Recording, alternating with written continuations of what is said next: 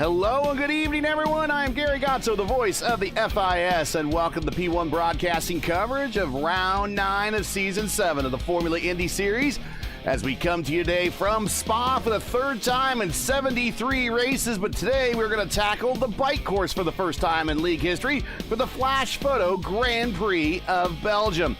As always, joining me in the booth is Stevie Larkamp, my sidekick here. And Stevie, last three races, it has been an all Caleb Vinci show, and it has catapulted him basically to a pretty good points lead coming into this race that's kind of kicking off the final portion of this season, and the run to the championship starts here. Indeed it does, and a great place to do it as well in the beautiful Ardennes Forest in eastern Belgium. Spa-Francorchamps has been a circuit that has been challenging drivers for over 100 years, and a little extra challenge this time around for everyone here. We're running on the bike course, a slightly different configuration. It's a subtle little difference on one of the corners of the track, but it is something that a lot of these drivers may not be used to. But what a great place regardless for this championship battle to really commence towards the end of the season. Caleb Vinci, of course, your championship leader going in, but Titus Sherlock challenging for that championship lead. He's likely going to be relishing the challenge here as he starts off and puts down his first qualifying lap, about a second slower than his practice lap so far, but he's got 3 more chances to make that one up. There you see the points. Caleb with a 30-plus point lead over Titus at 271. Gavin Sanders and Tanner DeFabis, they are sitting there in a battle for third at 216 to 207. Then a bit of a drop-off, and J.J. Wang leads the group of drivers battling from fifth on back. It's Wang, Spath, Kidda, Solwedge, Reval, and Schlosser. That was a remainder of your top 10. Here are your amateur points coming into this round with Reval as the leader by about 30 points over Kyle Allen as well. Claiborne, Rutherford, Herman, Miglin, Rutherford, Cook, Ogden, and Dubois are still, still your top 10, but lately it hasn't seen the amateurs have really come to race here as of late. So it's really going to come down to those that show up on a regular basis. Reval, Allen, Claiborne, the Rutherfords, Herman. Those guys seem to be the ones that have been coming in. Miglin as well on a regular basis. We'll see how this shapes out here. Maybe as we pick up more amateurs as the season goes on and they open up the roster a little bit. That is your amateur points situation. Let's cue out the music here and get into also the team points. Here are your team points. Coming into today, it's Stowe Maroon with a pretty hefty lead, more than 100 points over Eclipse Competition, Eclipse Blue Dynasty, Vision 1 PBR Motorsports, OLF Gemini, TWR SJ, Aerokinetic, and TWR Gold. That is your top 10. Outside of really Stowe blasting out to a pretty commanding lead, pretty much 2 through 8 are pretty close in terms of we could see some movement in there based upon just getting some good finishes under their belts. One more time, we will bring up the schedule for the remainder of this season. We do start ourselves on a bit of a 4-week run to close this season out. It is Spa this week, then VIR next week, then Nashville, and then we will close out at Road Atlanta.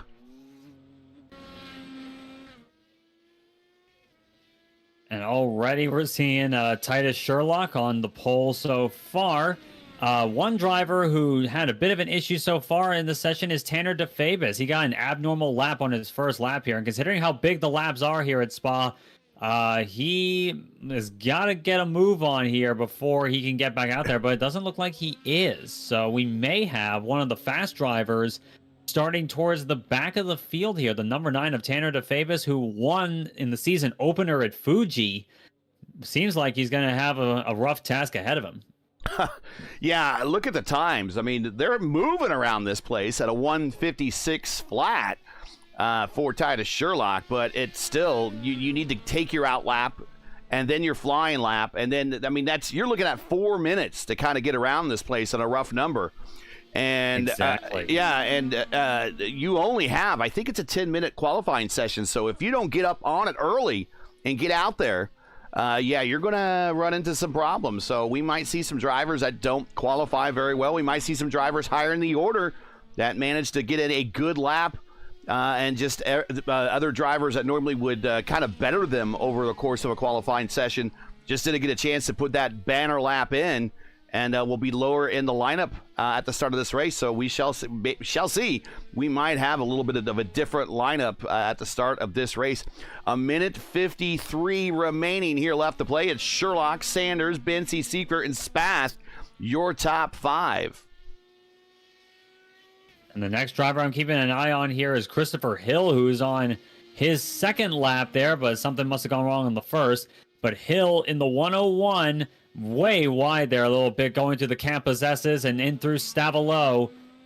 Ooh, getting a little bit of wheel on the dirt there. Oh, and he's coming out of Stavalo, saves it, but that is going to be a scrub lap as well. So Christopher Hill, another fast driver with a rough qualifying run. Looks like he is going to start towards the rear of the field. He might as well just put in a time if if the lap isn't disallowed, and it might be disallowed. The problem is he's only got a minute left in the session, so yep, he's pulling off. He knows he doesn't have enough time to make it. With the laps here being just shy of 2 minutes, that's going to be a rough situation for anyone here. It's basically a one and done for so many drivers. So we are on the bike course, as mentioned. I want to make sure I get my measurement correct. According to racingcircuits.info, this is a 4.352 mile circuit, just right at just over a tick over 7 kilometers in length. But we are using that circuit, which is 20 turns. We're doing 30 laps tonight, which is about 130.23 race miles. No fast repairs. Unlimited tires, but of course you must make that compound change, and it's a 45 mile per hour pit road speed limit here in the Ardennes Forest as we are looking downhill at the lower portion of the race course. And we have just gone red and checker for qualifying going official. And so let's get in today's starting lineup. Just 1 second. We'll cue that up, and I'll give you the nod here, Stevie, to start reading. Hold on just 1 sec here. All right, then.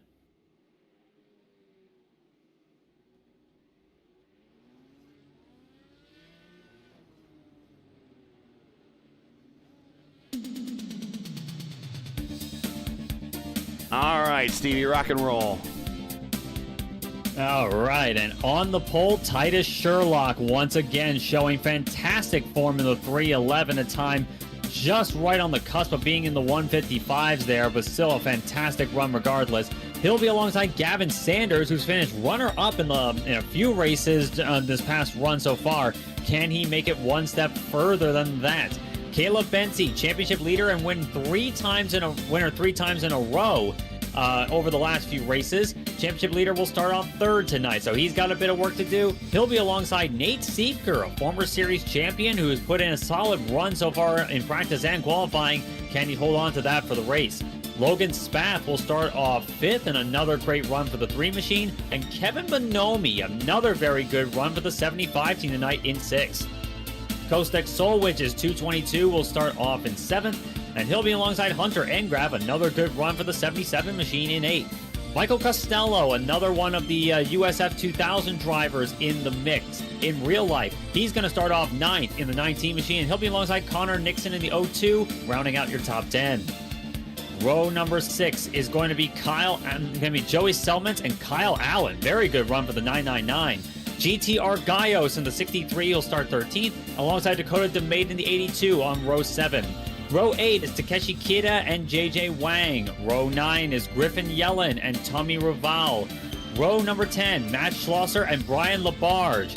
Row 11, Cody Claiborne and Gabriel Aslan. Row 12, I should say, James Watson and Nick Goyette. Row 13, Hayden Herman and Corey Rutherford, the last 2 drivers to post qualifying times. row number 14, Christopher Hill and Tanner DeFavis.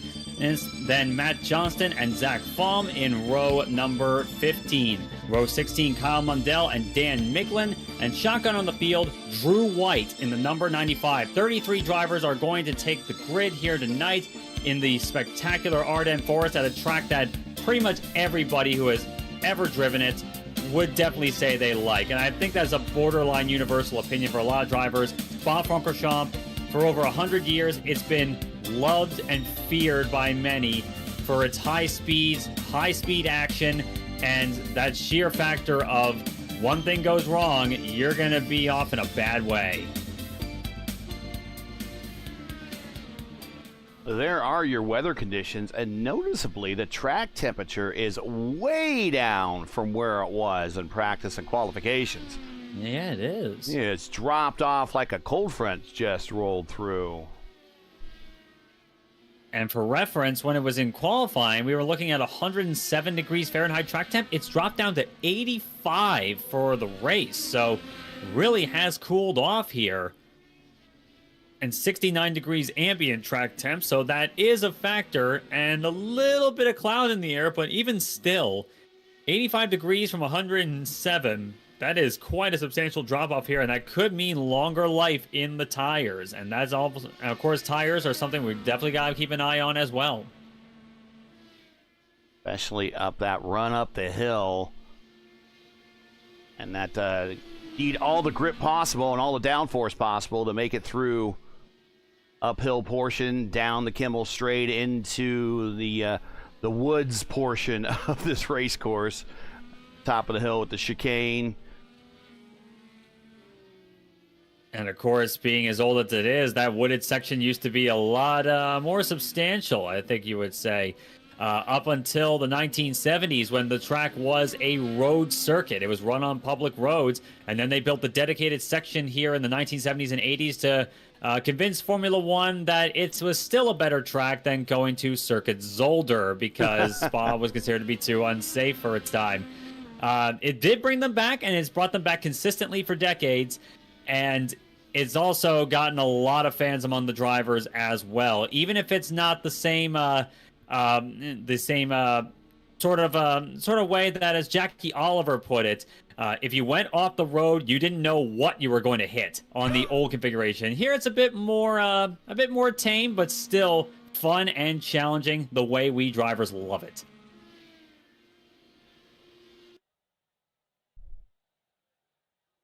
And checkered flag flies in the warm-up, and we are going to get ready to send them off for 30 laps around Circuit de Spa-Francorchamps. Another beautiful race in the Ardennes in eastern Belgium.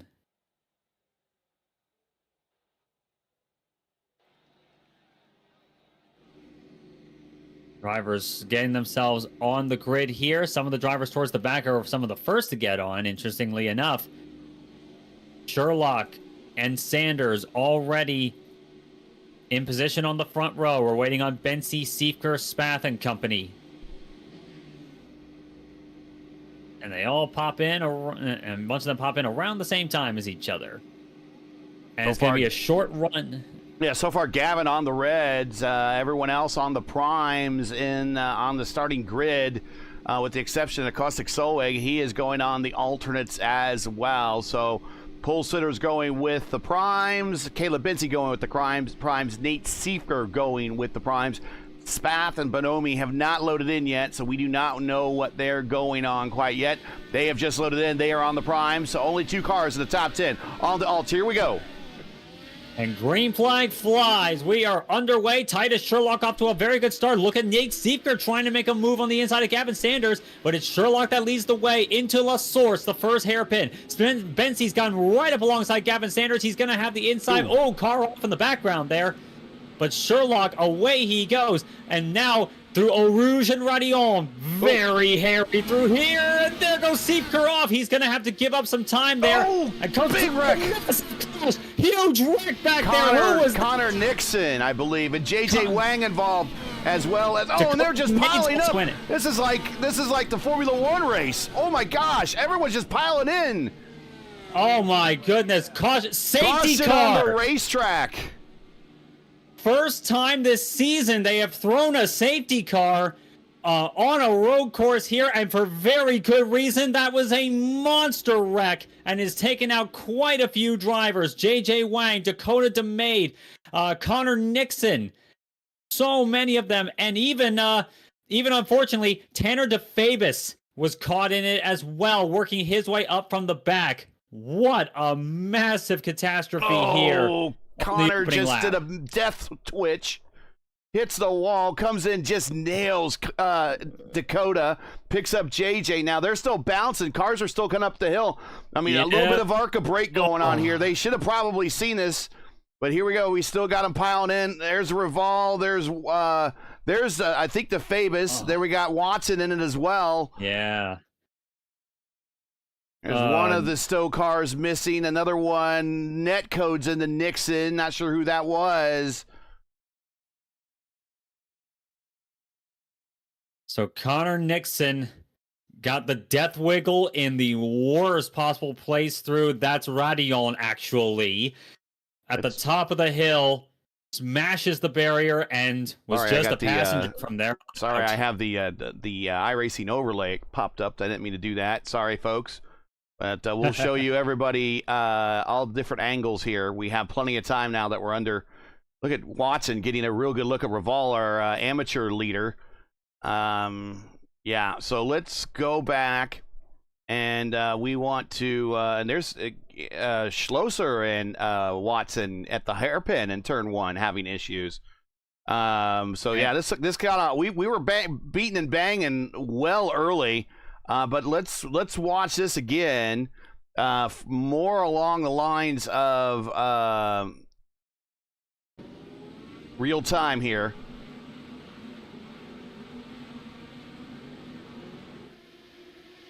And I think if there's any indication that I would need as to how it may be lost in the simulator because we are in the virtual world, but just how violent that crash that Connor Nixon had in particular.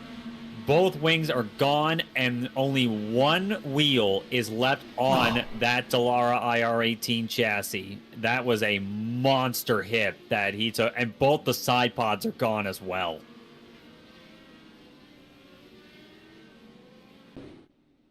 So we are under caution as the smoke is not even lifted yet on the backstretch or on the Kimmel Straight coming into turn 5.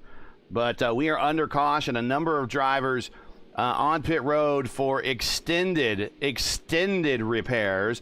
James Watson, Matt Schlosser, Tommy Reval, JJ Wang, Dakota DeMade, Connor Nixon, Tanner DeFabis. I mean, we got guys who've been on podium finishes here in this group. We've got guys that are leading the a points division. We have someone that's 5th in points. A little bit of everybody impacted, but a little bit further back, Kyle Allen. Actually, Kyle Allen, Costello, Bonomi, and Spatha. Looks like they all started from pit road, which might have saved them a little bit. Possibly did, and it was going to be, it was going to be a rough situation trying to dodge that one with, particularly at the start of the wreck with Nixon's car just spearing back across the track, because I think a lot of them expected that Nixon would go off, it would hit the wall, but it would likely stay there. But I find that so rarely happens here at Spa. It gives you a false sense of security, and it was really hard to back out of it, especially at high speed at the top of the hill with a huge pack of cars coming up behind you. It was kind of a lose-lose scenario for a lot of drivers.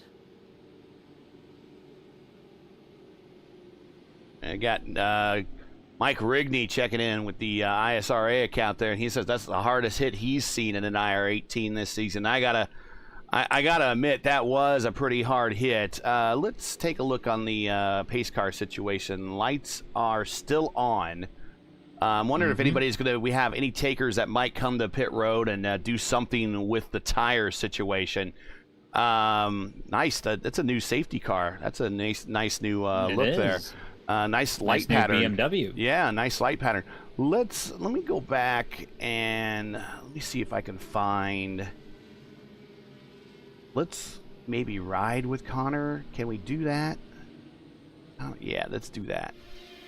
Yeah, like if you want to see like what something that heavy looks like, prepare yourself. Yeah, here we go. We're going to ride with Connor. Let me get rid of the tree. So give you a little bit more of a full screen. And right here, that's the twitch. There's the death twitch. And then it's nose first into the barrier. And then all hell breaks loose. Spears across into two unsuspecting victims, and then more drivers either dodge it or they pile in. Oh, there it is. Oh, it just reminds me of that Formula One wreck here where it was raining and it was so much rain they couldn't see what was going on. They're still getting hit. Let me go back and let me go back a little bit further here, and let's just we'll go full speed. How about that? Yeah, like you were saying, shades of 1998. I know a little bit of Formula One. Yeah. Yeah, 1998 here at Spa. Oh. Watch this. Oh. Oh. Oh. I wish these things had like a G rating box or something where we know what the G forces were on that. Maybe you could find that out in Motec or something. I don't know. I could only imagine what the G forces were in a simulated aspect. Hopefully he had his hand off the wheel if he didn't have a strong direct drive wheel. That could snap a wrist. But that is, wow, that is. Yeah, like even in the sim, that's an absolutely brutal wreck. Not to mention just like the frustration of the situation, but that is like, especially if you have a direct drive wheel, that could actually hurt you.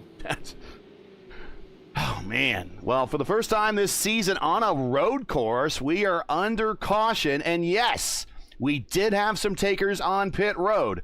Gavin Sanders, Christopher Hill, Nick Goyette, Corey Rutherford, Matt Johnston, Zach Flaum, Kevin Bonimi, Gabriel Sasslin, and he might have had some damage or either took a really long stop. He was in the his stall for 17.5 seconds. So maybe he decided to take a little bit of a break. It's like, I'm going to let these guys go ahead of me and see if there's going to be another big wreck and maybe pass them. I don't know. But it's probably not bad thinking to be regardless to allow some of the shenanigans to go ahead of you. Hayden Herman also stopped on pit road. Kyle Mundell, Kyle Allen also stopped on pit road. So 16th on back stopped. And I believe they did change tires. So they did. We know that Gavin Sanders started on the alternates, and he has now switched to the prime. So he is done in terms of changing compounds for the rest of this race. He could do whatever he wants to now. Yeah, exactly, and that seems to be a good move for Sanders. The hard tire seems to be the preferred one here, and typically you see on high-speed circuits like Spa and Monza, teams will want to run a hard compound tire for as much of the race as they can, largely because of the high-speed corners, the high G-forces. It puts a lot of wear on soft tires prematurely, and it really takes them. It really does degrade them pretty quickly. So Sanders, after only a couple of laps, he is on the hard tire. So this is what he is going to want to prefer for the rest of the race. And the likes of Titus Sherlock and Caleb Bensi, they're in the same boat. They started with them, but they also have to switch to it at some point. That could be an interesting strategy dichotomy here from the people that have pitted. And we know he has pace to work his way back up. Some movers and shakers, even though we are early, only 3 laps in, under caution. We have Kostik Solwich up 3 spots. GT Argyros, and again, hopefully I'm not saying that Argyros. Again, not sure what his name is. It looks like this is his first race in the league. I don't even know if he's an amateur or a pro driver, but he is in the lineup. He's up 8 spots to 5th. He started 13th. Cody Claiborne in the fish car. He is now in 9th, up 12 spots from where he started in 21st. Drew White, the oval expert, oval veteran, he is up 21 spots to 12th. Dan Miglin, he's up 19 to 13th spot. So a lot of movers and shakers very early on. Christopher Hill, we talked about his bad qualifying start. He's up 10 spots already to 17th. So and also he did come to pit road. So if he was on another set of tires, he is changing. But we're going green flag this time by lap 4. We're back underway. And Titus Sherlock tried to get the jump on Bensi, but Bensi saw it coming. He's still in his wheel tracks going through La Source. Everyone clean thus far at the start of this run here. So back through Eau Rouge and up the hill through Radillon again. Caleb Bensi is right up on the gearbox of Titus Sherlock. He's going to have the draft. He's going to get a run on him here. Looking to the outside, going down the Kemmel Straight, coming up to Lecombe. Does he have the run he needs? He does. He's got a nose. Yes, he does. Caleb Bensi to the lead at Spa. Titus, though, he is not going to take that one lying down, I don't think. Still close behind him as well. Hunter Engrab up into P3, watching this with intent as he's gotten around Kostek Solwich. And now to the main deviation from the Grand Prix course here, that little cut there, that makes up the main difference of the bike course, used for motorcycle racing. There is easily some of the fastest lap times you would see on the moto course if this were a run in real life here. Titus Sherlock still staying with him here through Campus S's. Check this battle out further back. For 12th, Labarde, Spath, Costello, we're all together. Side by side through the campsite. Spath is trying off. To see. That is Logan Spath. He's one of our top 10 in points. That is terminal damage to his DeLaron. He's going to go toe. Day done for Logan Spath, who had to start from pit road at the start of this race anyway. So now it is now a sole effort for his teammate, who is the leader of this race, followed by Sherlock, Ingrave, Solwedge, and Argaios. Yeah, it looked like it was netcode for definitely netcode there, but a little side-by-side action with the 19 of Michael Costello. He didn't touch him visually on the screen there, but the iRacing system registered it as such, and that is an unfortunate death knell for Logan Spath's race. And as you said, one of the top 10 in points, that really hurts. Labarge got passed by 2 cars going into turn 1, and Christopher Hill just sent it on him. I don't think he was quite expecting it, but Christopher Hill gets the pass, move Christopher Hill up another spot. Gavin Sanders now up to 13th. Very well done. Opportunistic move there by Christopher Hill. And Brian Labarge is probably not enjoying that one very much. But Hill already off to a good start, up 13 positions from where he started this race. He was definitely one of the drivers we're going to keep an eye on from the start, especially since he wasn't able to post a qualifying time due to going wide there on his hot lap and getting a 1X and deleting it. So he is on the move as we expect of him. And, 31, that's Cody Claiborne's fish car going wide there right in front of Christopher Hill. He's going to have a run through Pouhon and makes it happen. I thought Labarge was going to try to follow him on through, but he thinks better of it. Right behind him is Miglin and Bonomi. Miglin sends it to the inside of Labarge. He gets that position. So Labarge losing 3 spots already on this lap. Yeah, not the best start there for Dan Miglin, though I will say he started 33rd, so it's still a solid start regardless. And I'm seeing with a few drivers on the second part of Stavolo, a lot of wheel hopping I'm seeing. Yeah, I did see that. Corner.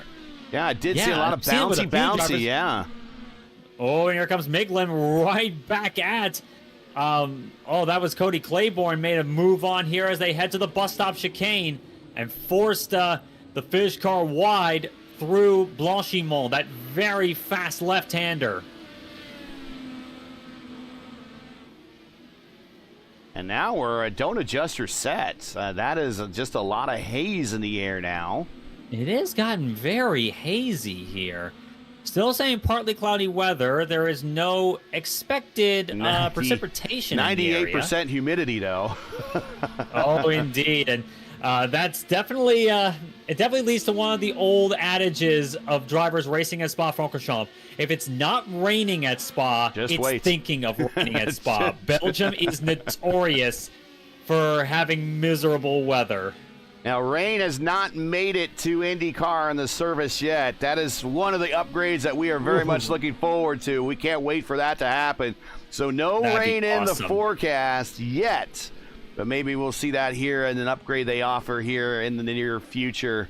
That would really bring an interesting wrinkle to a lot of these races if we could see them under rain conditions. Here is Hill getting a shot on Drew White, who's worked his way up to 11th. The Oval veteran, the Oval experts. And now move Hill up to 11th. Gavin Sanders now in 10th as he has restarted. I think he restarted 16th, and he's already up 6 spots since the restart. And now he's looking at Michael Costello, but as he gets into the top 10, it gets a little bit harder with each position because those in the top 10 have really, they have the pace and the skill set to continue running up in the top 10. Indeed they do, and that's going to be a challenge for Sanders going forward, but he's able to pick them off one at a time, it looks like, as he tries to make his way up to the front here. But meanwhile, at the front, this battle, look at this. Hunter Ingram had a problem. He's dropped out back to the pits, but he's had an issue. I didn't see what happened, but that's why Kostik Solwedge is back up in the 3rd spot. But yeah, we're watching the battle between Bincy and Sherlock. Sherlock on Bincy's tail into the bus stop. And the thing I find interesting as well, you mentioned Kostik Solwedge back there.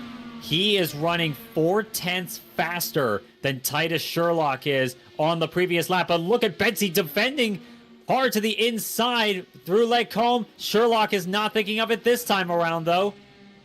Would have probably been a good opportunity. When does the tires, though, on Kostik start to go away? He's on the alternate tires. Whoa, big catch. I think you may have just answered your own question there, Gary.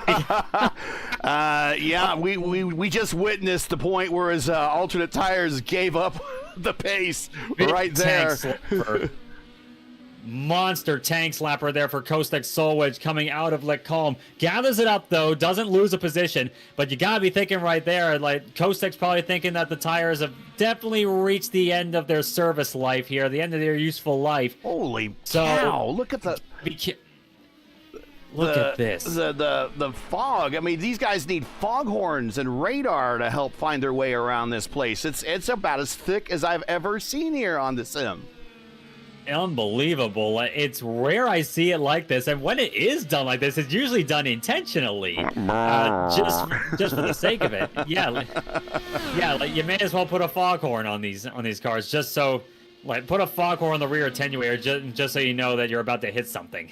I mean, here's what, well, the driver's point of view, not bad, as we ride with Nate Seifer, former series champion. Has had himself a good practice. He was leading practice for much of the session. A good qualification effort. He started 4th, currently is 4th. He's really the only person that's been able to maintain their position. Yeah, in the like top 5. This, yeah, he hasn't. He actually hasn't gained anything. Yeah, through all the chaos and everything, hasn't gained anything, but hasn't lost anything. Yeah, and many would say that's more important there. But once again, coming up through Radial, Sherlock is getting a bit of a run on Bincy. Is he going to take a move this time? Not quite again. Not quite to the rear, and not quite the momentum that he needed. GT takes a shot on the outside, going into the chicane at the top of the hill. They're going to go side by side. This new guy, GT Argaio, is really making his presence felt here on the back of Nate Seifer. So this is turning into an interesting tussle as Argaio's again a tank slapper there. Big save, of course. Saved it there. It's still going. And both drivers here running on the hard compound tire as well. So running pretty even in terms of what we expect for tire deg on them. The main outlier, as we said, is Kostik Solwedge.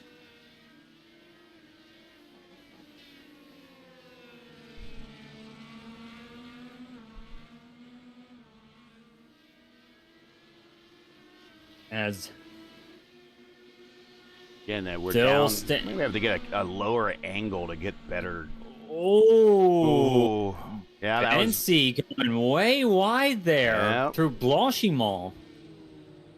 Not enough for him to be forced to slow down, it appears. But still, interesting line, I guess you could say. Not sure what happened there. And no angle that I got really is going to give you a clear view of through the fog. Yeah, it really does get tricky in these conditions for our camera crews. So Bensi still taking his standard line there as Sherlock creeps back up there, but again, not quite making the move on them. Perhaps Sherlock, I think the thought process here actually kind of goes back to the stuff I used to do in, that I still do as well, in a lower formula as well. Particularly, remember the old Star Mazda and the old Pro Mazda car, an old favorite of mine from the iRacing service. Basically, what the F3 would become down the line. What we would do is the two leaders, we wouldn't make aggressive moves on each other here at Spa for the start of the race. We would we would actually stay relatively in line with each other, just so when everyone else starts fighting, we start pulling away, and then we start fighting towards the end of the race. Looking at the current conditions right now, it's saying partly cloudy. That's wrong. 99.42% humidity. That's right. And there is has a pretty big asterisk next to that. There is an 11-mile-per-hour wind out of the west. Maybe it will blow this fog on through, but that is the current conditions right now. Oh, this is awful. This is about the worst I've ever seen it. Yeah, this is just getting ridiculous, and it may well affect some of the drivers here as we go through this race. And I think the ironic thing I'm seeing, the track temp's actually going back up. It's going to 90 degrees right now. Let's do a run through the field here as we are at lap 10. I would imagine if we're going to do a two-stopper, this is where we'll see the first of those stops. If we're going to do a one-stopper, then it's everybody getting to lap 15 or so. But that's an awful big ask, knowing how long, really, we know it's, 13, 14 laps that cars can really get a run in at Road America, and that's exactly at 4 miles. We're at 4.3 miles here. Look at this pea soup. This is like your Phillies, or not your Phillies, your Eagles and Bears at the Fog Bowl. Holy cow. Oh my goodness. It is this is just it's just getting quite crazy. Perhaps up there with that one time at Road Atlanta a few seasons ago where we ran in the dark with no lights. Perhaps not to the same extent, but it is definitely getting a little bit difficult for perhaps less so for the drivers to do their thing, but it's making it a little bit tricky on us, you know? Yeah, really. Yeah. Actually, I not too long ago I watched the NFL films. I think it was on YouTube when they talked about the Fog Bowl, and the only way they could really see what was going on is they had to watch TV, because the TV cameras from the ground were the only ones that were able to get the action. Anything from the stands, anything up high that you would normally watch from a traditional NFL broadcast was completely useless. And so I'm actually kind of copying that here today. I'm trying to use more ground level cams and a little bit closer up. But, when you do that, you don't get a full picture. Oh, that's an awful picture right there. You don't get a full picture of what's going on because you're really only staring at one item on the racetrack at a time. Right now, watching Griffin yell, and Gavin Sanders getting around Kidda at the bus stop. Move Kidda back to 9th, Sanders up to 8th. Joey Selmans, the artist, he is up to 10th. And he is ahead of Christopher Hill. Yeah, a brilliant run for Joey. Yeah, started 11th, currently running 10th. It's been quietly consistent, but very effective for Joey Selman so far. And next up on the list for him, looking at the sort of laps we're running here, Takeshi Kidda going to be trying to make a run at him as he's just been overtaken by Gavin Sanders. But also, you got to be wary of Christopher Hill. Seifert goes off at the top of the hill. He goes sideways across the front of Argos. Argos misses him. But Seifert into the kitty litter. He loses a position to Costello. And now he got to get. Now he needs to clean off his tires because here comes Yellen. Here comes Sanders. Yeah, so that was a hairy moment for Nate Seifert. Didn't look like there was any contact there. The car just got out from underneath Nate Seifert and thankfully didn't hit either Argaios or the wall there and has managed to keep it going there. He just needs to clean off his tires at this point. But that is a hairy moment for sure. And it can also, that's something else we also got to mention as well. Watching the in-car from Argaios as Nate slid in front of him. Yeah, that was, that's gotta be hair raising for Argaios there. And the grip levels do seem to be affected by this foggy weather here as well. It can happen, and I think we may be starting to see that play out firsthand, that this is turning into a very, very hairy race here, both from a visibility standpoint and from a grip level standpoint that a lot of these drivers are facing. Hill around Selmans. Now he's taking a stab at Yellen. This is going into the bus stop, and he gets Yellen. Yellen is missing a front wing. Oh, what has happened to Griffin Yellen? I did see that there was some debris off the racetrack at turn 1. I don't know if that was from him last time by, but Griffin Yellen missing a right front wing plane as he is pushing. I don't know if he knows it's gone. He might not know it's gone, but he pushed Selmans very wide there. Yeah, I actually saw what happened. He actually did hit the wall in La Source. He bumped it, and it knocked his right front wing plane clean off the car. And I know the iRacing spotters now, they do say if you are missing missing aerodynamic gear, so he likely would have some indication that something's amiss. And we are seeing that for sure. But I think in Yellen's situation, you gotta tough it out until the end of your fuel run to get it all the way and then change the wing and try to make up time that you possibly can here, because the alternative could mean an extra pit stop. Well, speaking of pit stops, we are right there. We're watching our leader, Caleb Bensie, through turns 14 and 15. It is possible we are looking at these guys coming to pit road anytime, and Caleb has pretty much led the entire way. He did a little bit of following on under the pace car. And actually, no, now that I think about it, Stevie, that pace car might make this a one-stop possible race. It could very well do that. They would likely be in fuel map 8, just coasting around behind the safety car over those last 2 laps there, so they weren't burning that much fuel. And I'm thinking of someone in Titus Sherlock's position. One of the reasons why he may not be making a move either, aside from trying to pull away from Kostik Solwich and all the others, is that he may also be saving fuel as well, and they may be in fuel save mode, just trying to drive to a number and then make it as long as you possibly can and get on the pit road. Well, that number is 15, but even if they do a one-stopper, since we had caution on that first stint, might there be a splash at the end then for this second stint? It's possible. I'd have to see when. I think the final determination there may be when someone like Gavin Sanders comes on the pit road for his scheduled stop to see like how far you could possibly get it. And looking at Sanders, already up into 7th place, a very good run coming back from an early pit stops under the safety car, down in 16th place, all the way up to 7th, and now having Nate Seifert running about the same pace as him, so it's going to be a tough ask to pass him on the circuit. But of course, Sanders running a very different fuel game here, so I'm going to keep an eye on him for sure. Griffin Yellen is out, showing him out on pit road and out of the car. So one of our top 10 battlers is now out of the race and down in 22nd. Also showing on pit road with an extended stop is Corey Rutherford in 23rd.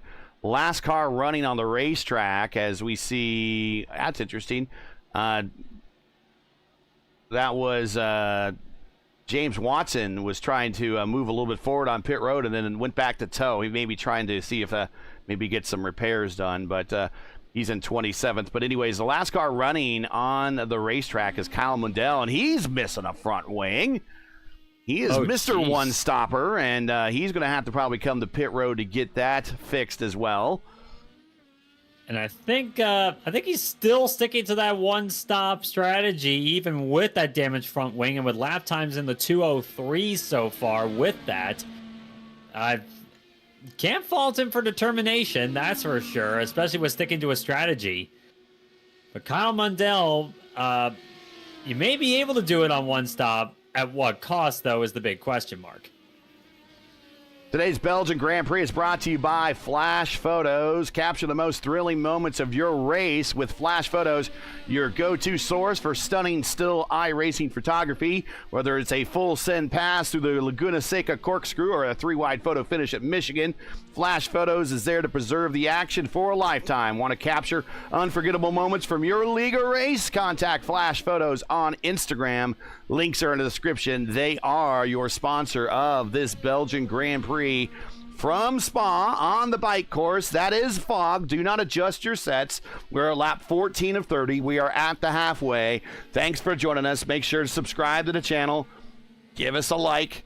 And hit that bell so you don't miss out on the next race, which is next week when we go to Virginia International for the third time in league history for the J. Selmans Motorsports Art Grand Prix of VIR. Yeah, that's going to be an interesting race as well, especially with VIR. Many could describe it as being like Spa in some ways, but narrower, and that is going to be a tricky combination, I think. VIR and an IndyCar, always an interesting affair. And pit road and for our leader. Very difficult pit road to get on here.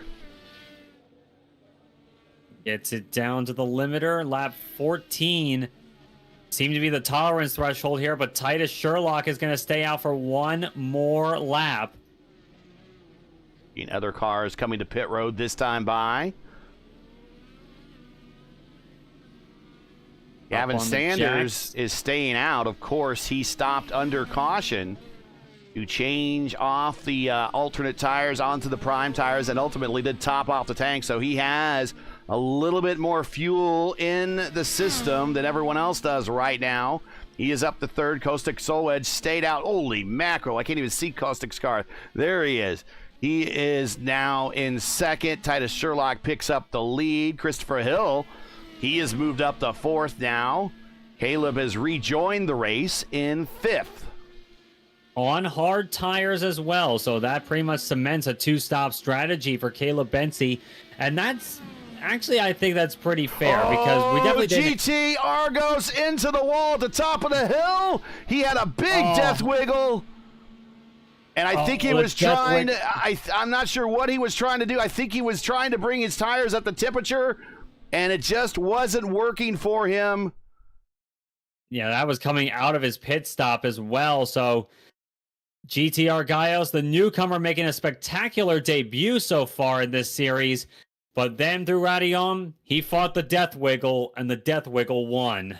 And that was another wreck at the top of the hill through Radion. Dude, look at him right here wiggling the car, trying to bring those tires up to speed, comes to the top of the hill, clips the curb, but he's still wiggling the tires, trying to get some heat there. And just a combination of coming up the hill, little instability, and bam. Yeah, that's like one of the last places I would want to make a car unstable. That is interesting how that all happened. I definitely get the whole warming of the tires thing, especially with the conditions we're facing.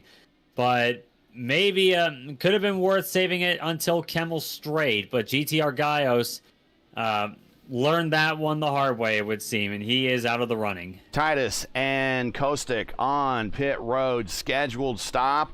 This will turn the lead over to Gavin Sanders for a handful of laps before he needs to make his final stop. But remember, Gavin's already made the choice of what tires he wants to do, what strategy he wants to do on tires for the rest of this race, because he came in under that caution. So he has already met the requirements of a compound change. So we'll see what he decides to do on his final stint. Caleb does jump Titus in the pit stint, in the pit window here. So Caleb actually doesn't really jump him. He just maintains his lead and actually gives himself a little bit of breathing room this time. We'll got the gaps out for you. He has a 0.6 of a second lead versus just a couple tenths of a second last time when Titus was kind of all over his attenuator for that entire first stint. And he's going to be there again, too, because Titus has gone to the red tires for this stint. So this is going to be these are going to be fast laps to start off this stint for Titus Sherlock. But as we saw with Kosek Solwich earlier, how long is that going to last? He's got to make hay while the sun, well, not really shines, but it's, yeah, like he's got to make this count now. Humidity is down a little bit. It was near 100%. Now it's 96%. It looks like some of this fog is starting to blow out of here a little bit.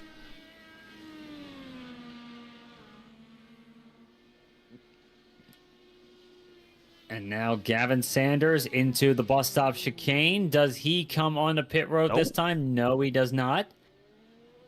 So a couple of laps in the lead for Gavin Sanders. I tell you what, I mean, he has himself a 7-second lead. And if he comes to pit road, he's not going to need a full tank of fuel. He'll be able to short fill it. He could go to whatever choice of tires he wants. And I tell you what, if he hits pit road, let's say lap 20 or less, throw on those red tires, go light tanks, and throw down some Red Bull laps here late in the race and see if you can pull out a W just by doing a two-stopper, but a slightly different strategy than everyone else. Could very well be. We'll see if Gavin takes you up on that offer. But so far, 17 laps in, Sanders, I'm expecting either this one or the next one that we see the number 10 machine on pit road. And considering that, considering the fact that he started on softs, I think he wanted to stick with hards here. As I said, I think the hard tire is the preferred one in the grand scheme of things. But we'll see if indeed he can get there. But I'd have a few question marks. Let's see if Gavin can pull it off.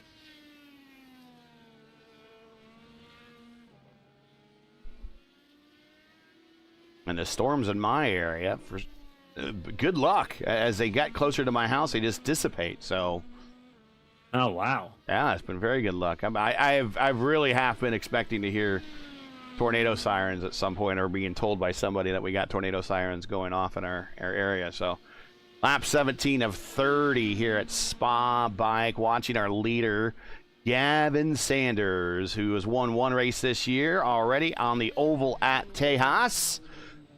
And he is coming to pit road this time. So he manages to go to lap 17 after stopping under caution to put on new tires and fill up the tank once more.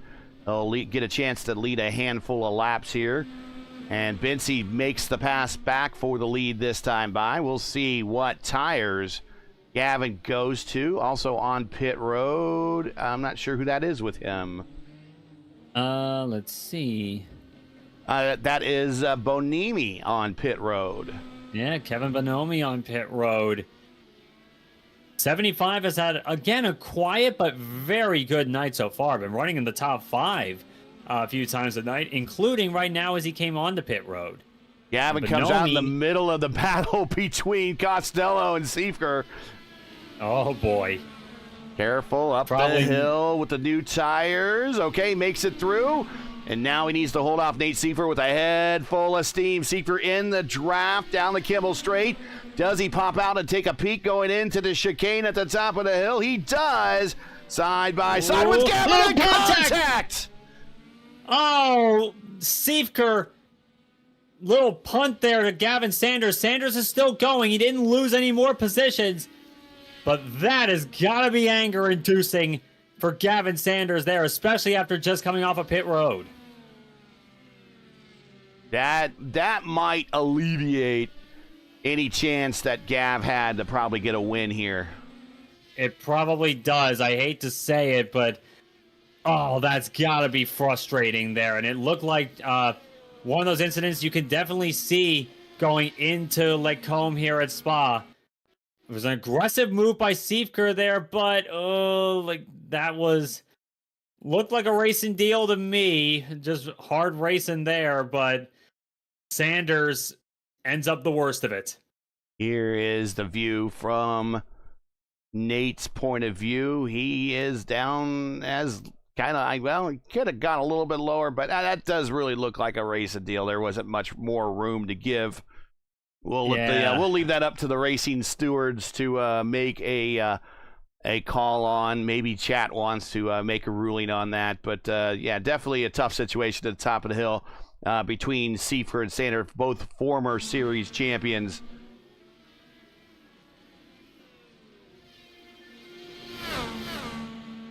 But meanwhile, the battle still stays pretty close, both between Bensi and Sherlock, but also between Michael Costello and Nate Siefker. That battle is still on for 4th place. Kostik Solwitz kind of left out in no man's land in 3rd place, just coasting along on his lonesome. That might allow him to maybe manage this run a little bit, where he might not need to come for a splash at the end. Possibly. There is a lot of tippy-toeing cars going through the corners here, going up on 2 wheels. Yeah. Yeah, a lot of wheel hopping I've been seeing. I'm not sure if that's endemic of the setup that they've got here tonight, or what the track conditions in general, but that is always hairy there. I always hate having wheel hop situations there, because not only does it not feel very comfortable, but it could easily cause a wreck.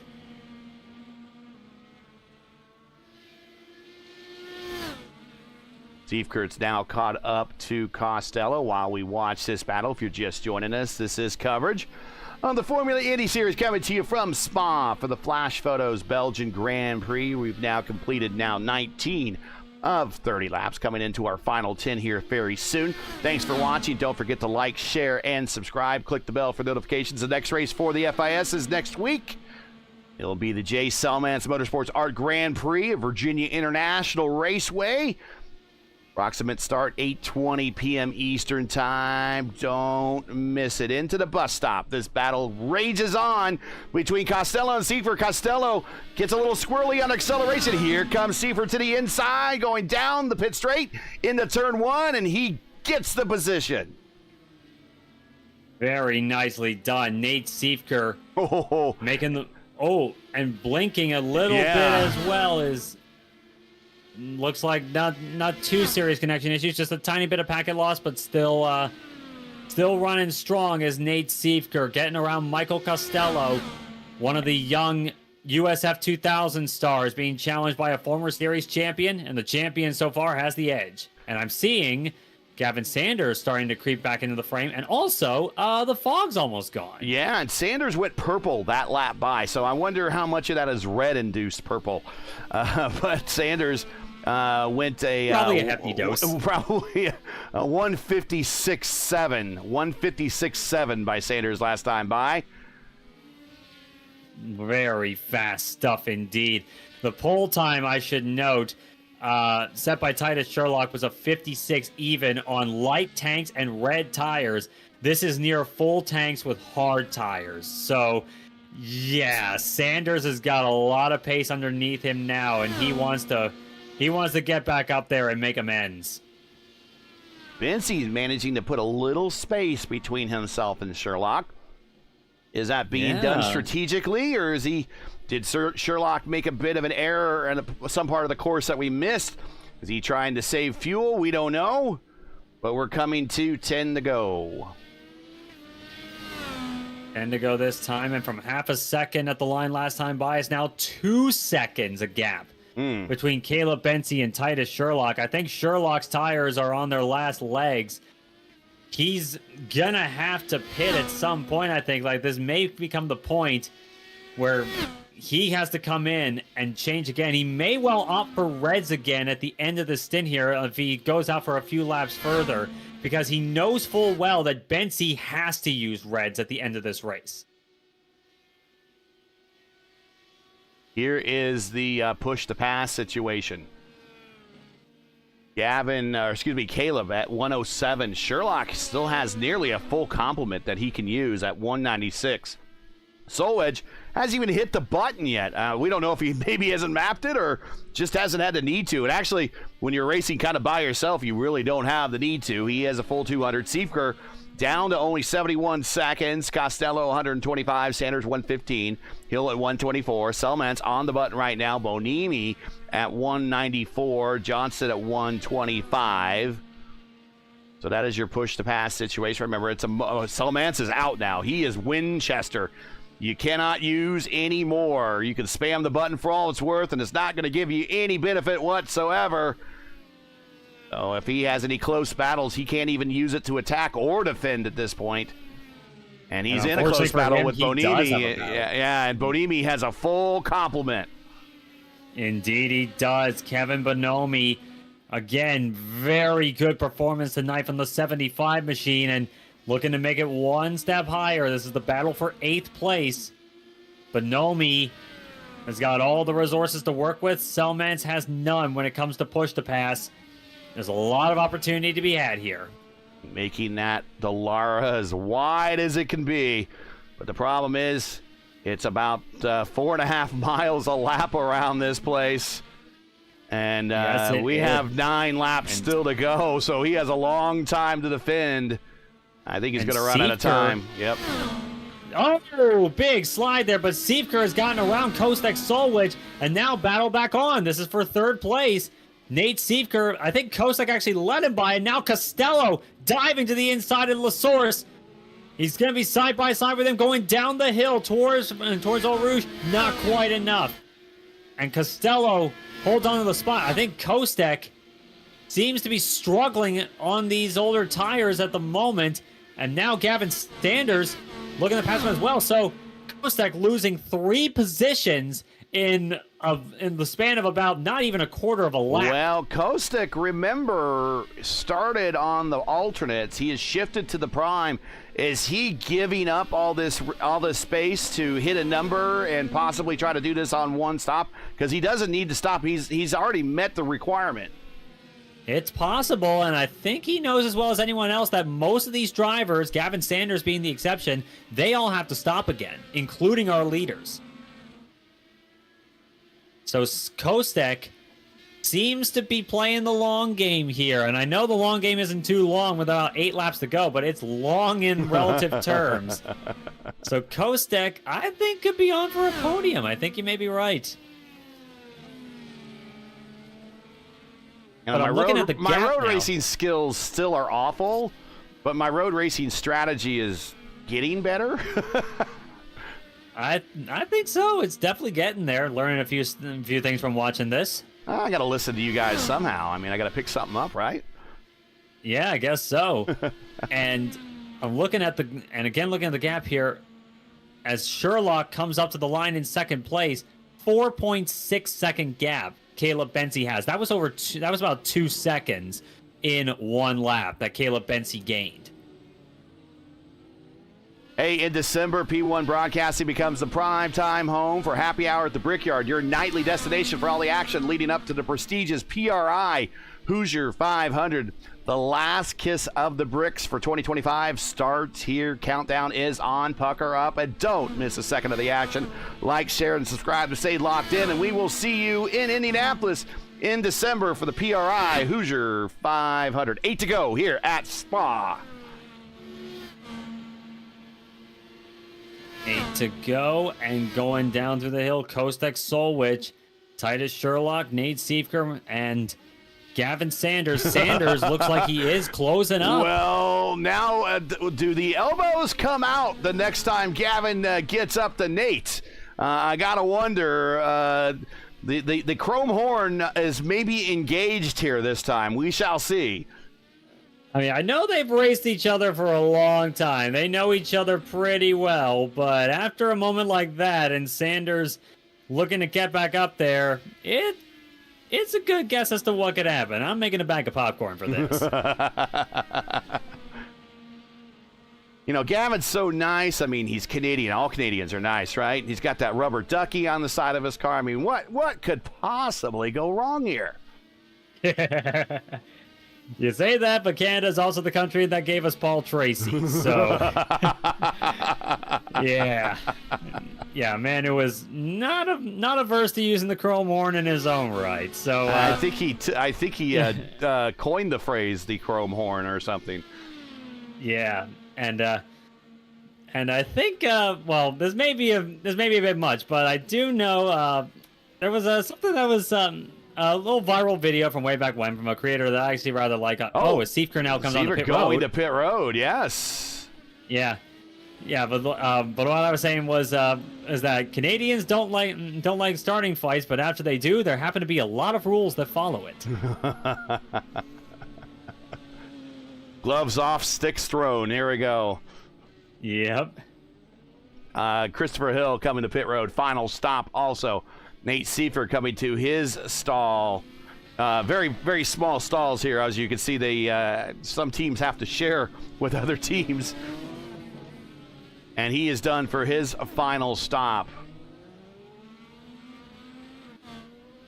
So Seifert down and away just in front of Joey Selmans. Still in the top 10 as it stands, but now got time to make up, but a lot of other drivers are going to have to pit as well, and keep an eye as well on our leaders, both Bensi and Sherlock. Lap 24 of 30, so we're going to have 6 to go at the stripe. Here is a battle between our lead amateurs at the moment. Cody Claiborne in 12th, Kyle Allen in 13th. Both these guys, the top 10 in amateur points. Championship implications on this position right here. This is a battle for 12th coming up the Kimmel Straight into the chicane at the top of the hill. It is Claiborne over Allen. And Kyle Allen looks like is making a little bit of inroads there on Cody Claiborne. A couple of tenths faster last time around was the 999. And not a good entry into that corner for Cody as Kyle inches a little bit closer. Yeah, he's creeping up on the back wing of the fish car here. Kyle Allen put in a pretty solid run so far. Started off 12th, currently 13th, but held on to some good positions here. And it's good to see him having a good run tonight in general. And it looks like the fog is gone. Unlike the Fog Bowl, where the fog came and stayed, it has actually left us. So anything we see now in the air is probably tire smoke or debris. And it's also cloudy, so that doesn't help either. But the fog is pretty much gone. It's mostly just the dust and debris in the cloud cover that's causing any sort of visibility issue here. And thankfully for them, the fog is probably the worst bit that they had to deal with, and that's gone.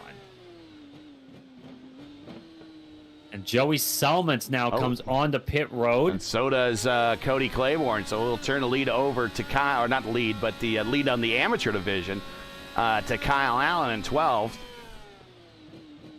Allen staying out for at least another lap here, running hard compound tires, trying to see when he last came onto pit road. Kyle is currently 8 laps into his current stint, so he pitted on 17. He was also among those that pitted under the caution very early in the race.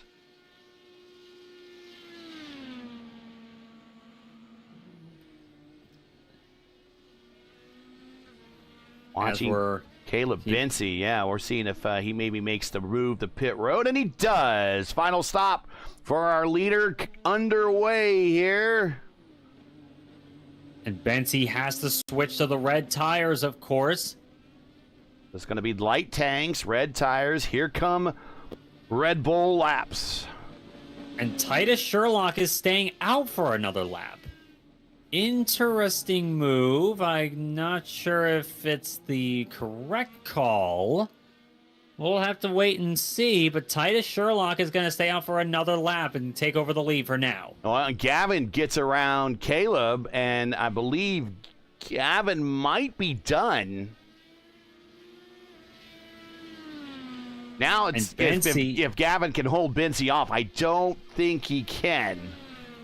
It's going to be a big ask for sure. Benzie on fresh red tires for these next few laps. Seifer goes purple, yeah.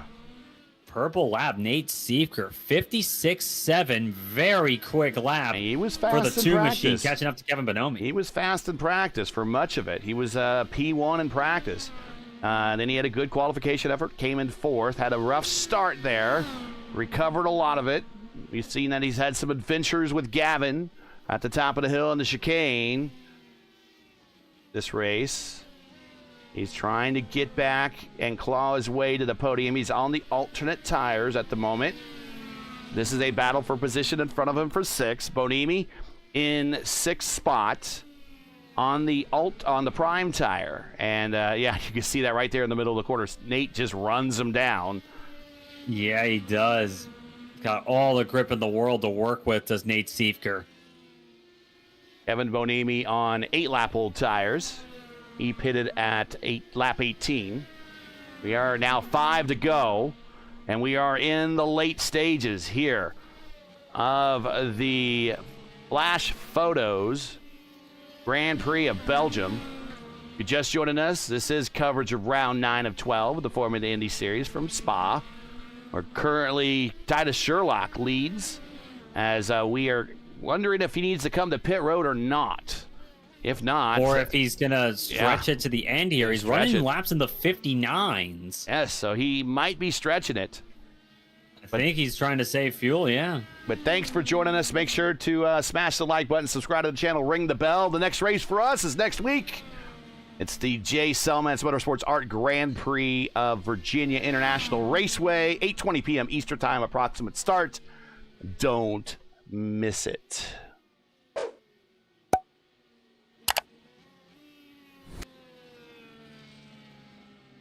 And now side by side, Gavin Sanders holding off and trying to hold off Caleb Benzie. Benzie around the outside through Lacombe. Oh, very close. Watch that again. Sanders holds on to it for now. There. Watch that again.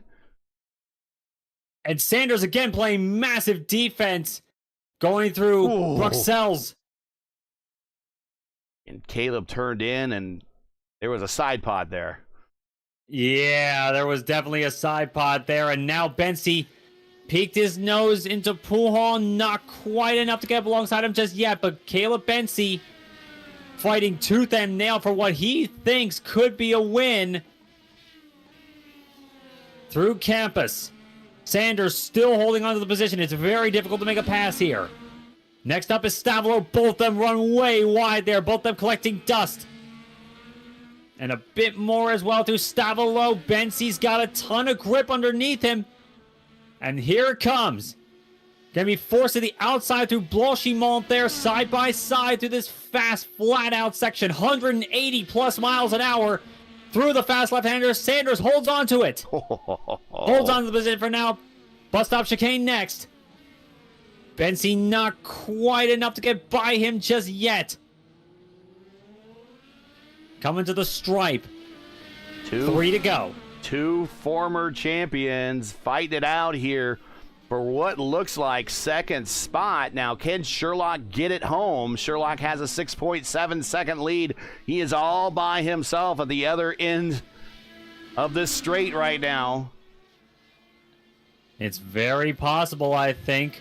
Just 3 more and 2.5 more laps to prove it. Both on the button. Benzie got another good run. Here he comes again. Forced to the outside, down the Kemmel straight, up to Lacombe, very close to the grass there. Still side by side, I think Sanders still has the inside. Yes, he does. Still holds on to the spot for now. Forcing Benzie to just eat up his tires here is Gavin Sanders. Playing monster defense. Oh, big wiggle there. Benzie had a peek through Bruxelles. That's a difficult place to try and make it work.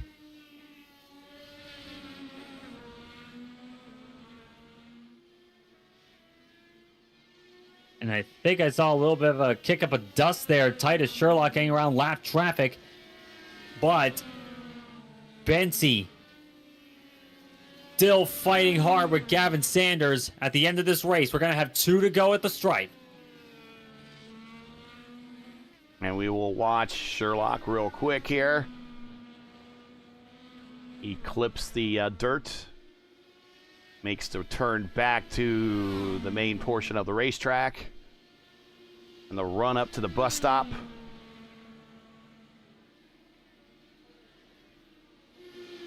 Meanwhile, back behind him, Gavin and Caleb continue to battle it out. Gavin protects to the inside. Caleb swaps down, but no position to take the move, and he is trying to find it left, right, something. Now he's going to have a run. They're Bensy on the button. Sanders not on the button. Push to pass situation for both these guys is in desperate situation now. 6 seconds for Sanders, 7 for Bensy. Yeah, and they're both going to be using it as much as they can. Like, they want to be strategic about it, but they also got to be aggressive. Up the hill through Eau Rouge and Radillon. Hit those curves so hard. We're watching from Caleb's point of view. Gavin protects Sanders. The inside. Yeah, protecting to the inside here. Sanders has been doing a good job of that these last couple of laps. Not quite enough that Bensy can do. Way wide there, kicking up dust.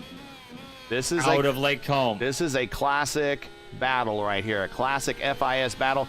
Hayden Herman in front of him. That is kind of a teammate to Caleb, but he gets out of the way very quickly.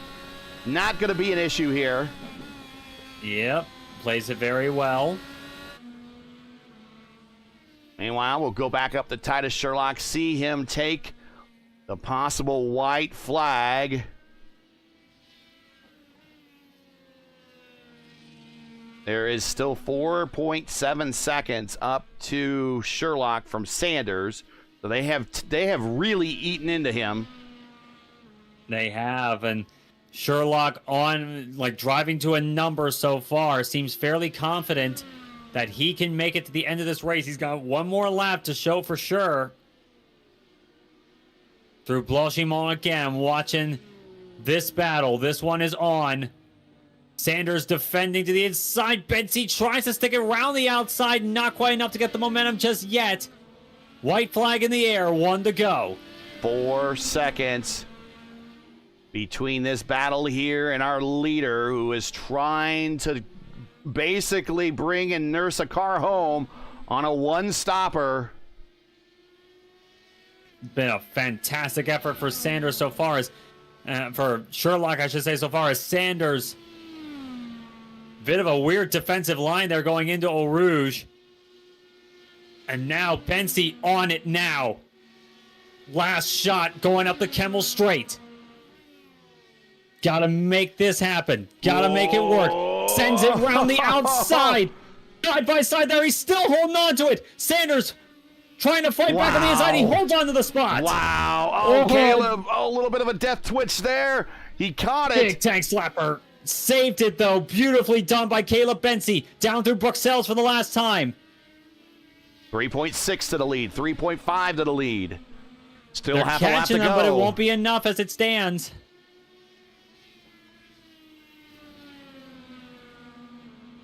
It's been a mighty fine fuel save run by Titus Sherlock, looking to get his 4th win of the season and insert himself back into this championship battle with Caleb Bensy.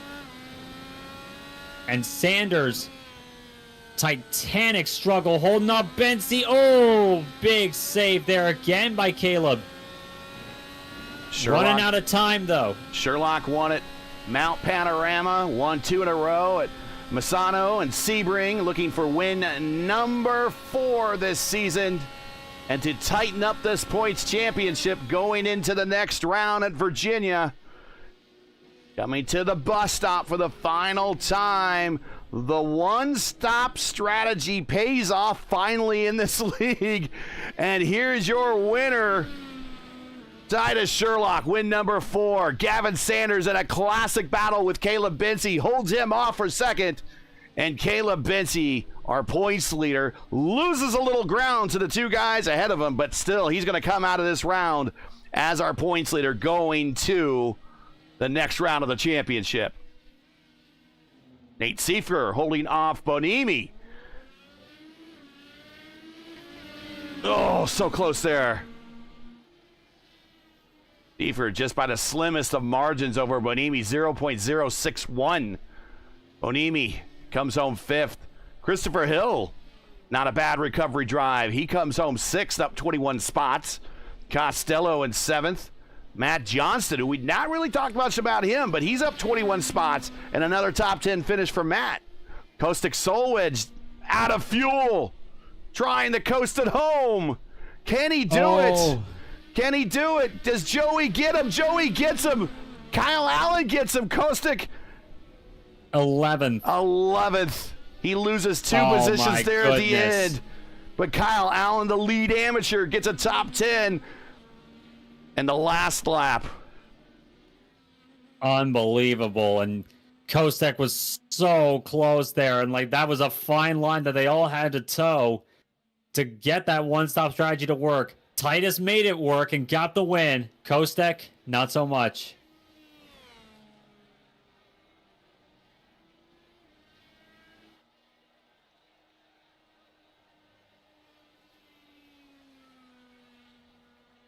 Meanwhile, as everyone finishes up, and Kyle Mundell comes home 17th, again with a one-stop strategy.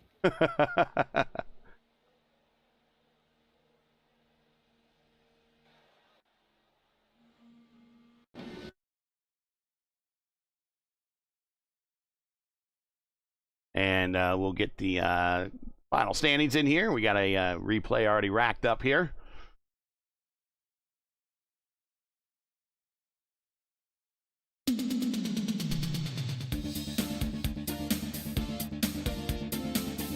And they are our status, or our, excuse me, long night. Our final standings for today's race.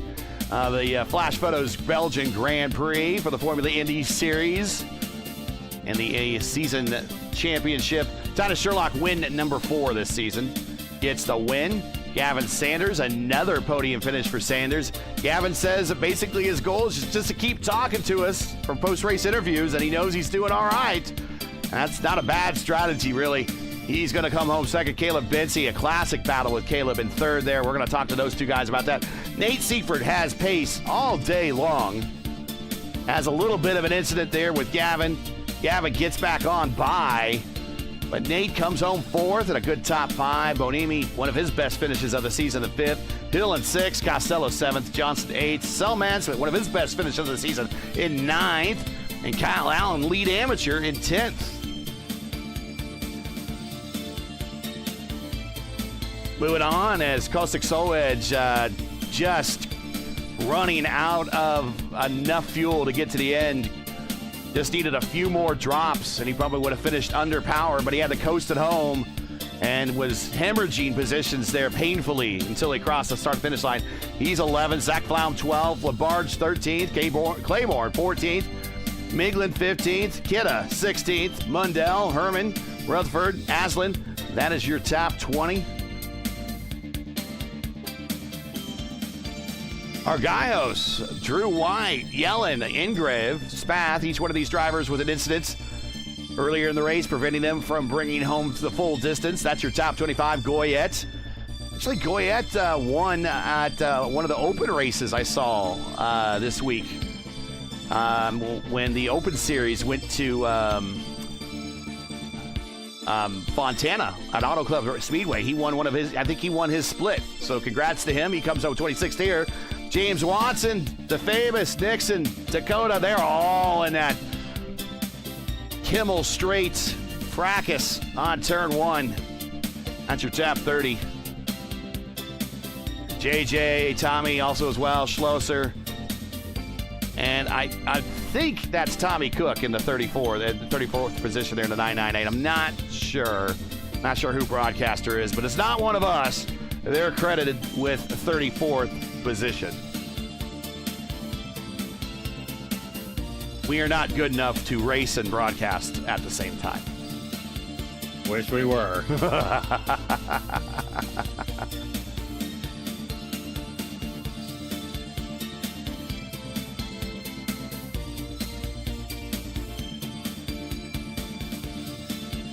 don't want that. We want this. There we go.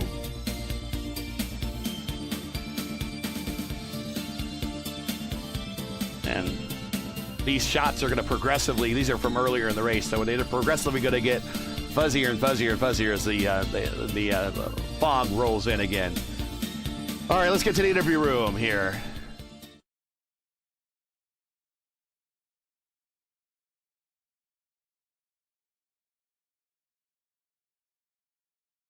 Find the interview room. There it is. And we'll bring up Caleb Benzie. Here he is. Hey, Caleb, congrats on, surviving a little bit of everything out there, the fog and the conditions and that epic battle with Gavin there at the end. I want to hear much about that. That was some great racecraft between the both of you. But out of this, you lose a little ground in the points championship, but you're still coming out as the points leader. And I guess that's the key thing, is the championship lives to fight on for another day. Trying to get that second series championship under your belt. But congrats on the finish. But, man, talk about that battle with Gavin. That was some excellent racing. What's it like with the level of trust with that guy? I know you raced with him as teammates and as competitors before many times. It must feel good that you know you can race side by side with that guy and know that both of you are going to give enough room and are going to be really fair about it, and you're not going to wreck each other. Just enough room. Yeah, he did a fantastic job of defending. I didn't really know how the whole strategy was shaking out. I knew what he was doing, but I didn't know where I'd come out in relation to him. And then I didn't think Titus was going to be able to make it all the way to the end. And coming out behind him, I thought I was in pretty good shape with the red tires and relatively close to him. But see, I was able to close that gap quite a bit. And then he did a great job defending it. It's so tough to pass because, you have a couple places you can maybe get it done, but if that person's defending the inside and you try to go around the outside, you're set up basically to get knocked off. Thankfully, you didn't quite do that, but yeah, I couldn't quite get far enough ahead to have control of the corner, wherever the last chicane, past Radion, whatever. But yeah, as you could probably see, it was as much as obviously I want to be second or want to be up at the top step, but that was a blast. Like even in the moment, I was smiling a bit after that. After the last lap there, kind of my last attempt, and he kind of had me from there. And after that, I was just kind of smiling. I'm like, that was pretty good. So, yeah, we as you've seen time and time again, I think we do have a lot of respect for each other and push each other to the limit. Though we're not racing each other easy, as you can tell. But yeah, happy to still get a podium, and I guess happy to make it back in one piece. Stevie, go ahead. Yeah, and of course made it back in one piece. But as we said, a little bit of ground loss in the championship battle there. Titus Sherlock managed to make it to the end. Did you really expect him to be able to make it all the way to the end on one stop? Did you think that was on the cards? No, I didn't. Mainly because you had to go to the Reds there on that last stint too. Which, knowing how bad the Reds got at this track, no matter what the weather or temperatures are, but he did a really good job managing that gap, because I can only imagine how bad those tires were. But definitely the cloud cover and stuff like that helped. So to that point, I'm wondering if I should have maybe pitted a lap earlier and stuff, because the Reds still felt okay. Just again with that cloud cover and lower temp. But yeah, I really didn't think he'd be able to make it. So I was kind of surprised, and I was even more surprised that he ended up only like 2 seconds ahead of us. So part of me is like, maybe we shouldn't have been fighting that hard, but I don't, you never know what's going to happen. If I could have gotten Gavin earlier, and then I would have been able to catch him, who knows? So yeah, he perfected his race. Gavin perfected his race. And yeah, I think for the most part, maximized what I could on mine. Early in that first stint on the blacks, the rears burned up or spiked in temp really quick, way sooner than I was expecting. And I almost had a couple big offs and a couple big moments. So, when it comes down to a couple seconds at the end, I guess if those laps were a little smoother and didn't lose so much time there, who knows what the final result would have looked like. But outside of that, I feel like just pretty much maximized what I had, and they did a pretty good job of maximizing what they had too. So. Well, the Road Atlanta race a couple seasons ago will go down as always in history as the night race we had on a road course that really wasn't built for night races with cars that didn't have headlights on them. And today, kind of the fog bowl version of our race here, when the fog rolled in, how was visibility for you? I mean, from a camera point of view, we couldn't get hardly a good angle on any of you guys. But the closer you were to the ground, the visibility was a little bit better. Did the fog impact you at all when the fog rolled in, when it was at its absolute thickest? Yeah, kind of. The final chicane and then the bike corner, those were really tough to see, especially when it got really bad, because the bike corner, just completely drops away. So you can't see it well to begin with, and then throw in the fog, you really can't see it. And then the last chicane, I just it's probably not a great braking zone, so I guess it's my fault, but it was basically just like my relation to when the asphalt started on the left, and with the fog, like it all just looked gray. So there was a few times where I think I missed the bike corner and that chicane like 3 or 4 laps in a row.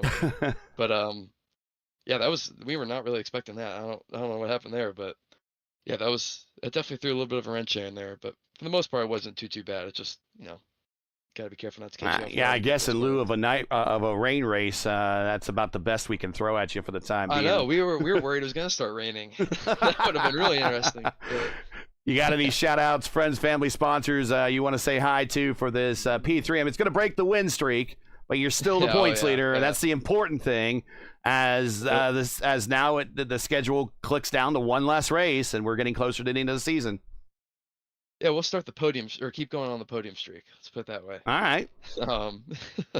Yeah. Thanks to you guys as always for the broadcast, and yeah, Joey Selman's art. If you want to check it out, go to his website, and Migo Sakira as always as well. And yeah, thanks to family and friends that were watching as always, grandparents, parents, friends. So yeah, unfortunately, couldn't get the win. We were a lot closer than we thought. I going into this race, like I've said in recent weeks, Spa's definitely not my track, and I just didn't do a ton of like pre-race running, but the little I did, I just didn't feel that good. So honestly, to be in a podium spot and only 2 to 3 seconds off the win is much better than I was expecting coming in. So yeah, hopefully I can just keep that momentum rolling and maybe get a couple more wins here, a couple more podiums here to wrap up the year. All right, congratulations on the P3. You're still going to be the points leader. I'm guessing this message here that I have from Zach to let me know nope, that's not the points yet. I don't think the points have been updated. Let me refresh the page real quick just to be sure on that. So give you an update of where we are. Oh yes, it has been updated.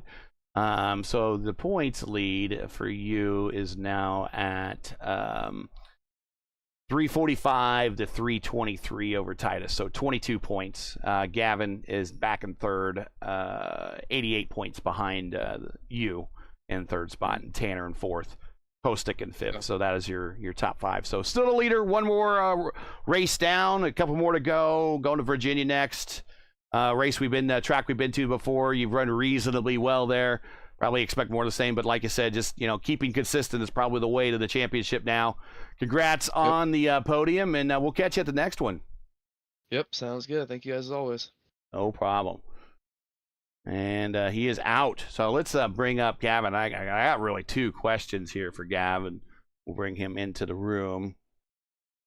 There he is. Gav, I got 2 questions for you. The first question is that we're kind of watching a replay of the race in slow motion. We got your car highlighted here, but they're under caution actually. And at this point, you're already in second spot, and you're like, I'm going to get off these reds. I'm going to go. I don't have to get back on them again. I'm going to do my next 2 stints on primes or whatever. You managed to at least recover all the lost track position back from you left in second and you finished second. So talk about the idea to change the strategy up to pit under that caution.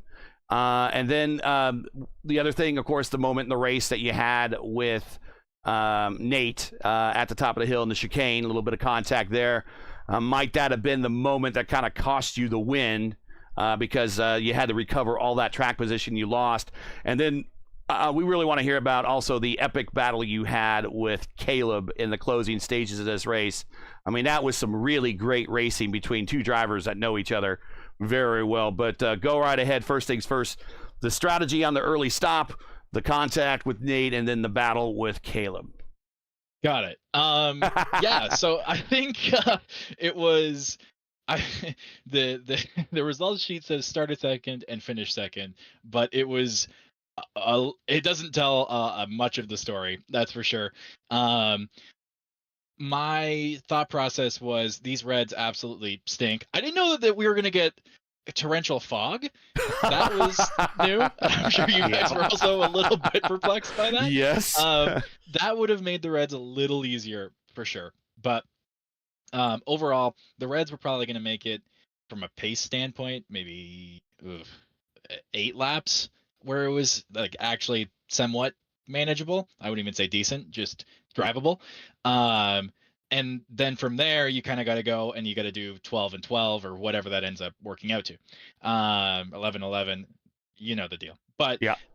My thought process on that was I could easily save. All I had to do was save an extra 2 laps on the stint, and I had one of those laps under caution for my stint on the primes right after the full course yellow, and then I got to save a lap during that. That was pretty easy. I clicked that off, just running map 3 and lifting and coasting, and from there I could run flat out to the end.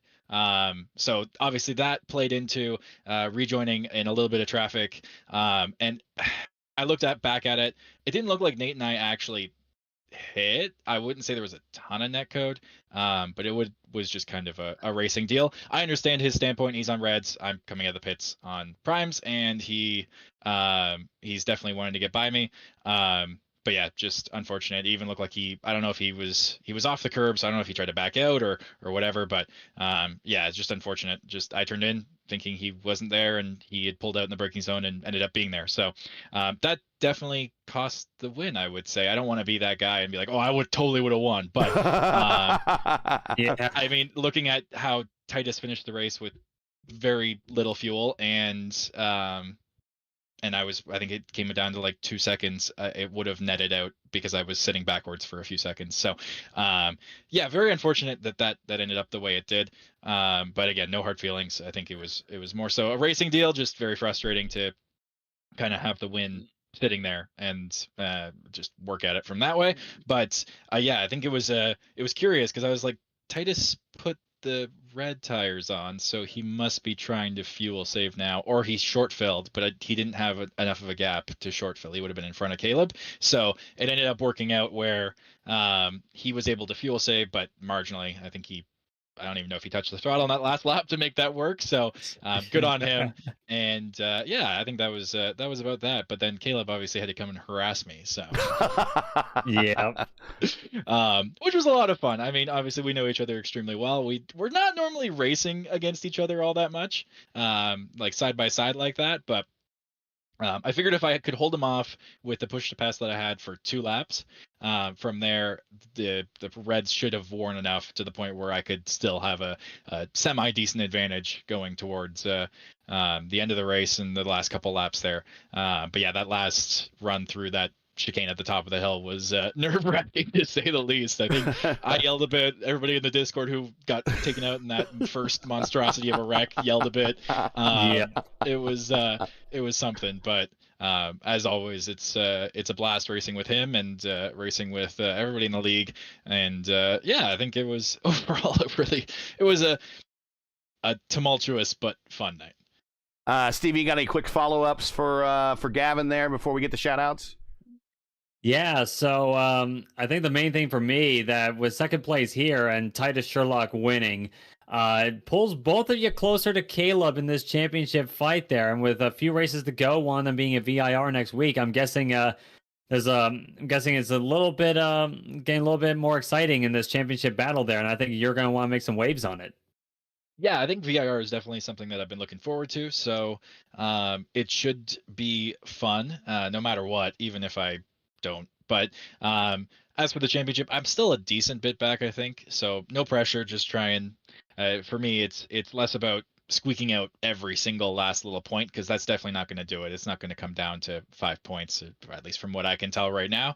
So some crazy small number like that. So instead of just kind of picking at points and everything, I think nights like tonight where you're second and you pit to put yourself 18th would be more feasible if it means netting out for a win, if that makes any sense. So, yeah.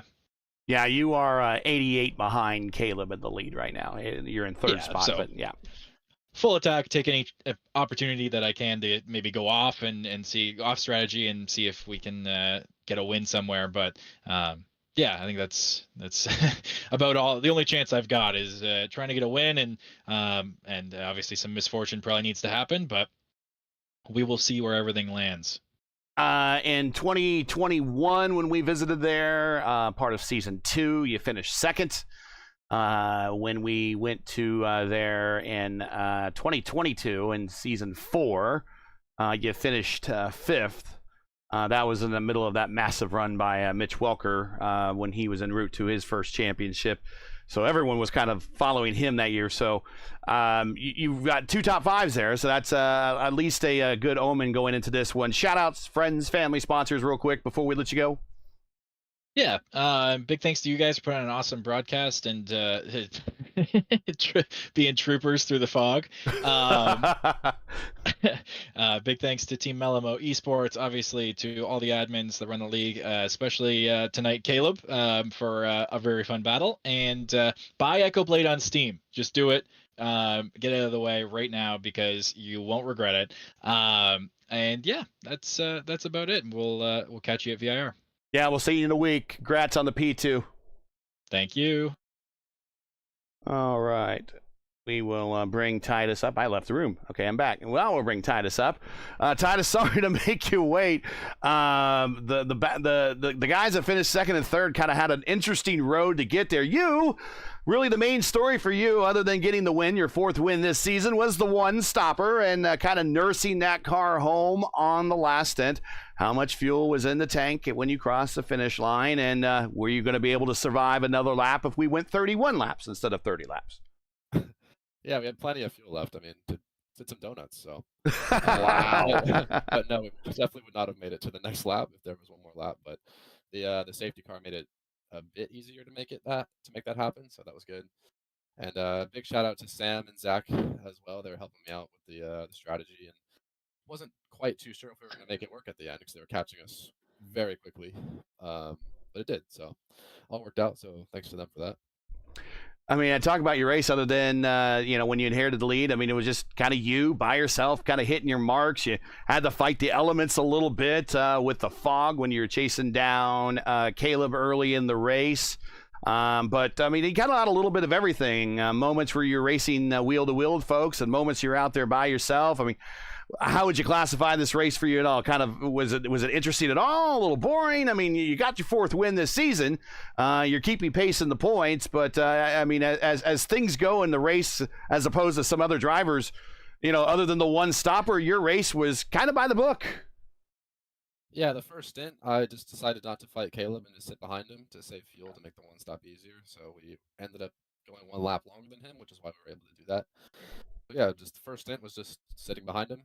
And then second stint was just by myself pretty much. So that was pretty much it. But it got us the win. So it wasn't the most exciting race on the driving side, but doesn't matter as long as you cross the line first, I guess. Got the dub. Yeah, Stevie, any questions, follow-ups?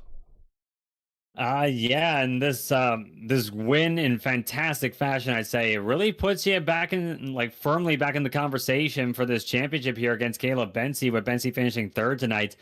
And few races to go in the season, VIR being next. I imagine you're pretty confident going into these last few races. Yeah, for sure. Making up ground after missing Laguna, so it's been good. And yeah, it was just a good start to the last part of the season for sure, having the momentum back on our side after losing Sox in ring because Caleb did the one stop. Now it went the other way around, so that's nice. And, yeah, looking forward to it. And yeah, just can't thank the whole Eclipse team enough. They all did a great job today. Michael went pit lane to P6 or 7, I believe. Tanner got quite unlucky in qualifying. It just didn't count his lap, so that was unfortunate. But yeah, just the whole Eclipse team did a great job today, and the rest of the season. Shout outs, friends, family, sponsors, anyone you want to say hi to before we let you go for this big win? Yeah, just all the partners on our car again, Mosaic, Destination Athlete, ProGuard, everyone that supports us, thank you. And like I said, everyone on the whole Eclipse team, Sam and Zach especially today for coaching me through that. So thank you. Well, thanks for being here. You guys always bring the level up when you guys show up, so thanks a lot. Congrats on the win. We'll see you in a week at VIR while the championship continues. Another week until then. Appreciate it. Thank you. And I said this right at the finish, and I shouldn't have said. I realized after I said it, I'm like, that doesn't sound right. I said that Titus finally, we had a winner that finally made the one-stop work. And of course, the one-stop work the week before. Actually, this has been kind of the season of, if you think about it. And I take back whatever I said at the end, trying to make the win sound more dramatic than what really was going on. If you think about it, this has kind of been the season of the one stop. We've seen so many people now try to attempt it, and not just attempt it, but pull it off. And for 2 straight races, Titus makes a point. The one stop pays off. Indeed, it does, and we just saw it firsthand here tonight. And I think that could be the message going forward. And I can imagine more people trying it at VIR next time around if everything aligns with that one. Which, considering the last few races we've seen, it's certainly possible. And this just bunched up the championship fight even more than it already was. So I definitely think it's gonna be a very interesting way to end off this season. And once again, it was go time before, it's go time now. Very interesting race. I have seen races with low visibility before. That probably ranks up there with the lowest visibility race I think we've ever had. But it definitely goes down into the history of different and interesting things that have happened in an FIS race. The night race at Road Atlanta when these cars don't have headlights, and then the fog race here at Spa. One of these days when we get rain on this service, we will eventually have that rain race where all heck breaks loose. But until then, this is probably about the closest we're going to get, but it was an interesting race. Now moving on to VIR. Thoughts about VIR. We only got 3 races to go, 2 road courses and 1 more oval. Problem is kind of with Titus and a lot of the guys with the Eclipse guys, they've been having a real hard time with those ovals. They got to, in order to probably pull this championship off, I got to think that Titus has got to deliver come to Nashville. I would think so, and that's definitely something that's going to be playing in his mind when we get to Nashville. The oval is going to be the big wild card, I would think. So, it's going to be interesting in VIR particularly, but when we get there, that's really going to be telling of how this championship is going to turn. All right, let's give everyone back their Wednesday night. That is it for tonight. Once again, your podium from Spa for the Flash Photos Belgian Grand Prix. Titus Sherlock, 4th win of the season. Gavin Sanders, what is this, 8th podium of the season or something? The dude never finishes off the podium. Caleb Benson, much the same way, comes home 3rd and keeps the points lead for yet another week going into our next race. Join us again next week for that next race for round 10 of the Formula Indy Series Championship as the FIS schedule and the Indy Open schedule actually merge for the first time in a while as we head to VIR for the J. Selman's Motorsports Artwork Grand Prix of Virginia International Raceway. You won't want to miss it. Remember, due to the change in the support race schedule, which we are no longer having, the remainder of the season, races will begin around 8:20 to 8:30 p.m. Eastern Time. As always, for the most up-to-date broadcast time in your area, make sure you check out our YouTube channel at youtube.com/@P1 Broadcasting for the correct start time in your area. Now, as you know, the YouTube algorithm game is not an easy one, so please help support P1 with the weekly grind. Leave a comment below. Let us know your thought of tonight's race. And if you enjoyed tonight's coverage, support us by smashing like in the video. If you're new, click subscribe, and while you're at it, hit the bell for weekly reminders so don't miss out on more of P1's other iRacing programming, including we have the round 2 of the 2025 IIS. That's the IndyCar iRacing Series. This Friday, 4 p.m. We'll be doing the 4 p.m. split from Auto Club Speedway. Again, that's Friday, 4 p.m. Eastern. You won't want to miss that for sure. 300 miles of wheel-to-wheel racing at Fontana. It's going to be a hot one. Definitely want to check it out. Today's Belgian Grand Prix is brought to you by Flash Photos. Capture the most thrilling moments of your race with Flash Photos, your go-to source for stunning still iRacing photography, whether it's a full sun pass through the Laguna Seca corkscrew or a 3-wide finish at Michigan. Flash Photos is there to preserve the action for a lifetime. Want to capture unforgettable moments for your league or race?